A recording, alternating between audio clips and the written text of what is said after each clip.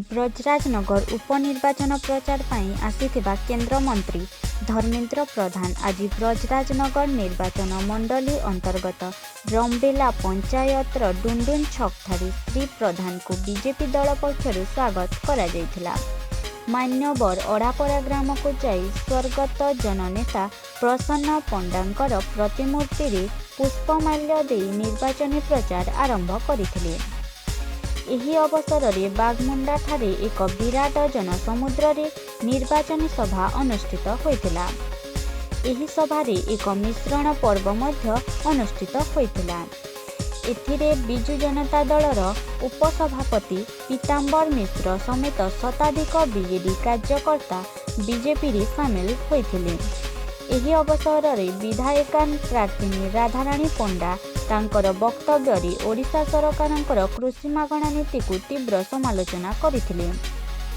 ब्रजराजनगर निर्वाचन मंडलीर विकास धारा को आगकु नेबा पाई बीजेपी को भोट देबा पाई निवेदन करथिले। उक्त निर्वाचन सभा रे मान्यवर केंद्र मंत्री समेत बरगढ़ सांसद सुरेश पुजारी, विधायिका प्रार्थी राधाराणी पंडा, कनक वर्धन सिंहदेव, विधायक सुभाष पाणिग्राही, नाउरी नायक, सुकेश महालिंग, सांसद बसंत पंडा और हजार हजार संख्यारे ब्रजराजनगर निर्वाचन मंडलीर कार्यकर्ता सामिल होइथिले। घरे घरे बिजुली, घरे घरे गैस चूल्हा राज्य को नेतृत्व देवा निर्वाचन मंडली निवेदन करुच्ची ब्रजराजनगर से भाया एथर